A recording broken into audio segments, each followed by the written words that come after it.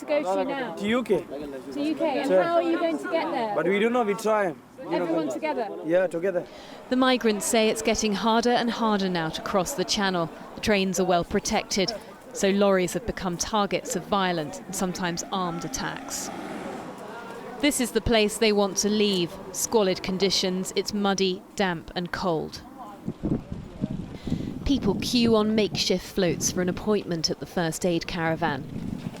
Inside, they've run out of cough medicine. In the camp, there's a nasty cold going round. Does he have a cough as well? Yeah. And nose? Yeah. Is it blocked? No for this.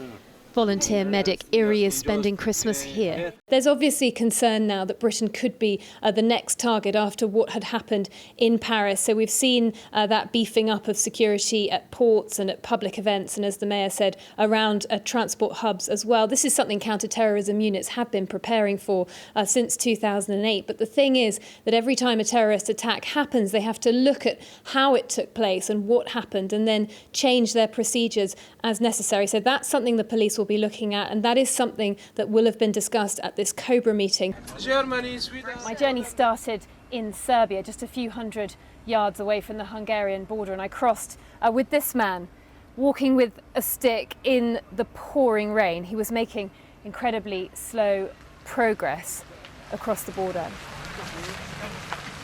I think for me this picture sums up really the journey that so many thousands of people have made.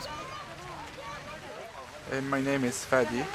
I'm Syrian, I'm from Damascus. I'm going any place can find a new home. Harriet. Sky News, 2 questions for you. Yes. The first, how did you manage to woo the Queen and what she said to you in private conversations? And How did I manage to woo the Queen onto your side? woo the Queen? I What wooed she the said Queen. to you in private conversations. The second Darling, question, well, yeah. Justin Welby talking about migration. Can we assume that he is also someone that you've been trying to get onto your side of the argument?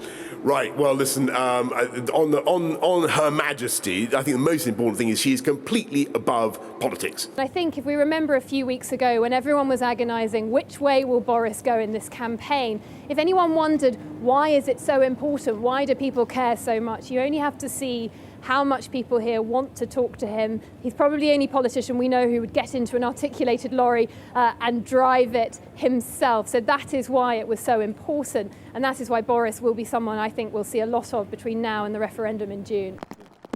In the village of Ballater, the clean-up from last week's flooding will take months. But just days on, they're already preparing for more misery.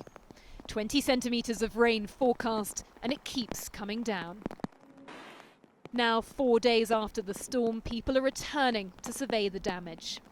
Every single one of these caravans has been destroyed. There is no point in trying to protect this, which is a good thing because if the floodwater comes and it's diverted down the sandbag wall, this is probably where it would end up. Well, Harriet Hadfield joins me in the studio. At the very least, the Turkish are offering assistance here.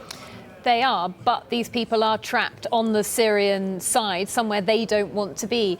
The reason for all this is that they are leaving Aleppo. Aleppo is a city that has been badly affected by the 5-year civil war, but over the last week or so, it has been the scene of intense fighting, pro-government forces taking on the rebel forces, their help With plenty from of the assistance, air, yeah, plenty of assistance from the by Russians. Russian bombs, exactly that.